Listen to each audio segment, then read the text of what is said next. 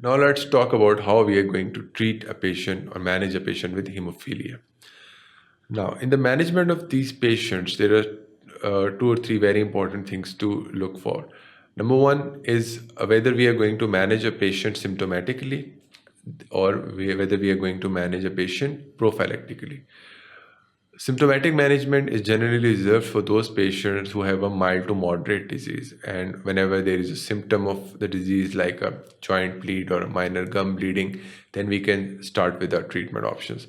But the prophylactic treatment is reserved for those patients who have severe bleeding or severe factor deficiency. And in these patients, the main motive of the prophylactic treatment is to avoid the further complications like the intracranial brain hemorrhage or the various types of other types of hemorrhages. And one other important thing to note is one treatment option is the replacement of the factors, and the other treatment option is the non-transfusion, or in which we have certain types of drugs which are not basically the transfusion therapy that is given, and that is generally reserved for the milder disease patients. So to start off the treatment options, we have conventional treatment options, which are the freeze-dried products of the clotting factors, or we administer the clotting factors, or we have the drug desmopressin. We are going to talk about desmopressin in the coming slide in more details. Here I'm going to talk about the conventional options. The conventional options for ages have been the factor replacement, factor 8 and factor 9. Initially, in the 60s and 70s, we used to replace this by cleaning them from the blood products. What happened with that after cleaning them from the serum or from the blood products, and we transfuse it to the patients, along with that, there was an increasing incidence of the blood-borne infections, specifically the hepatitis B and C, the HIV infections, and the CMV infections. We took all the necessary precautions, but somehow or the other, the patients started having these infections. And in those hemophilics were very old, 60 to 70 years of age, and who have had transfusion through the 80s, 1970s or 1980s, most of them suffer from HIV or hepatitis one or the other. Although the replacement of the factors has helped us in prolonging the lifespan and improving the quality of the patient, but those freeze-dried products and administering the clotting factors directly from the blood helped basically led to an increase in the blood-borne infections. And so these are the limitations of these treatment, the cost and the long duration as well. Some of these are not effective for hemophilia B, and some of these are not effective for the severe cases, the conventional treatment. Afterwards, in the 90s, there was a revolution with the help of recombinant DNA therapy or recombinant genetic therapy. We were basically able to make the recombinant factors using the various products, and that drastically basically led to the decline of the blood-borne infections in these patients. And now most of the patients, they receive the recombinant factor 8 and factor 9. We can also give FFPs to the patient, the fresh frozen plasma or the cryoprecipitates. They also contain the factor 8 and 9, because the factor 8 and 9 can be a bit costly, that treatment. So FFPs, whenever they are available, can be given, or the cryoprecipitates can also be given.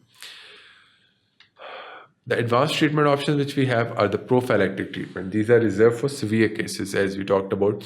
And this is able to change the serious hemophilia to a mild to moderate. When we prophylactically give a patient a large dose of these units, it increases the factor percentage, the active working factor percentage, and then basically converts the severe disease to a mild or a moderate disease. And it also drastically reduces the risk of various complications like the joint damage or the intracranial bleeding, the various other types of intraperitoneal bleeding as well. We can use the basically pegylated factor 5A treatment or the recombinant factor 8. This is the major factor which is being used nowadays. It is a recombinant form of this factor, and it is better than the conventional treatment because we require a lower dose for the better output.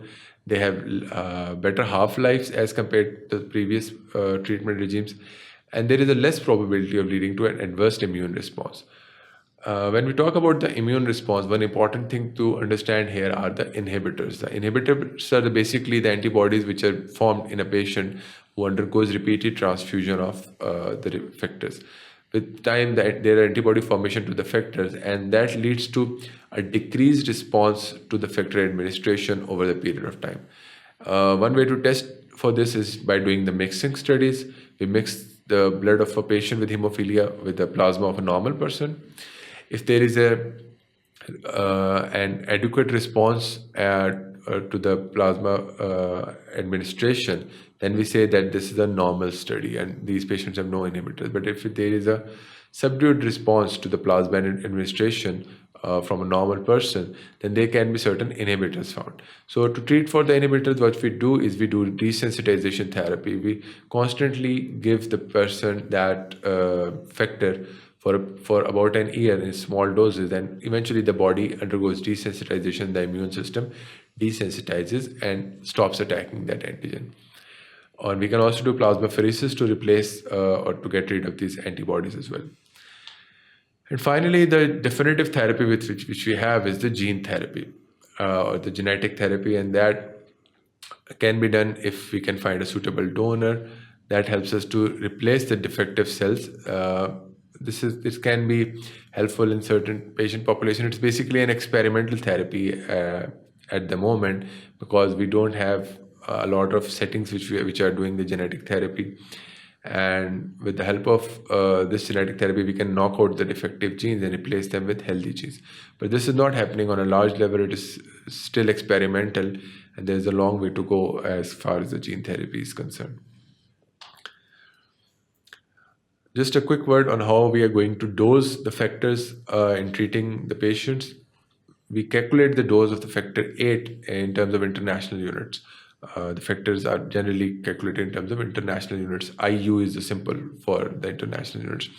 For the factor 8 dosing, we calculate it by the formula as the target factor 8 levels minus the factor 8 baseline levels in the patient. And we multiply that levels with the body weight of the patient, multiply by 0.5 unit per kg. So for example, in a 70 kg patient, we multiply it with 0.5, that leads to 35 unit per kg, and multiply it with the target factor levels which we have. Similarly, for the factor 9 dosing, we use the formula as the target factor 9 levels minus the factor 9 baseline levels, multiplied by the body weight in kilograms and 1 unit per kg. So for that, for example, if you have a 70 kg man here, and here we are going to use 70 units per kg as compared to the factor 8 dosing, which has 35 units per kg. And now we are just going to talk about what are the non-transfusion therapy options we have for hemophilia patients. There are certain types of drugs which we can use. These are generally helpful in the mild disease, and they are not helpful in the severe disease because they utilize the body stores of factor 8 in the hemophilia patients. Generally helpful in the hemophilia A, not very helpful in the hemophilia B as well. The one drug which we use is a desmopressin, abbreviated as GD-AVP. It is basically an ADH analog, and what it does along with its ADH function is it releases the stored factor 8 and von Willebrand factor from the endothelium. So if someone has a mild to moderate disease, which with around 25 to 30% of the factor present in the body, it can lead to removal of that factor and can ameliorate the symptoms of the milder disease. But with time, as the factor levels continuously go down, this desmopressin is not very effective. So it undergoes what we say as a tachyphylaxis, that with repeated dosing and with increasing time, the effectivity of the treatment goes down because the factor is generally depleted. And also it is not effective in those patients who have a severe disease because they have a very less factor activity or less factor present to work, and desmopressin is not helpful for those patients. For those patients, we rely on the replacement therapy. We can also use certain types of antifibrinolytic drugs like the aminocaproic acid or the tranexamic acid. These are also used to these are antifibrinolysis, so they basically resist the breakdown of the fibrin clots, and this can also used to stop the bleeding in these patients. For milder diseases, for example, milder gum bleeds, we can give them tranexamic acid 2 to 3 times a day for a week or so, and that generally helps us. This is generally used by if the patient is about to undergo an ENT procedure or a dental procedure, and prophylactically it can be used for various types of surgical procedure like GI operations as well. So these were the major treatment modalities for the hemophilia patient. With that, we complete our discussion of hemophilia. We started off by discussing about the basics, then we discussed about the pathophysiology, how do we stratify the disease based on the severity, what are the clinical features, the complications, what are the diagnostic tests that are going to help us arriving at a definitive diagnosis, and how do we differentiate with the help of these labs the platelet disorders from the coagulation disorders, and finally, what are the various types of management options which we have for the hemophilia patient based on the severity of the disease. I hope you have learned something new from this lecture, and I'll see you in another lecture. Thank you for watching sqadia.com.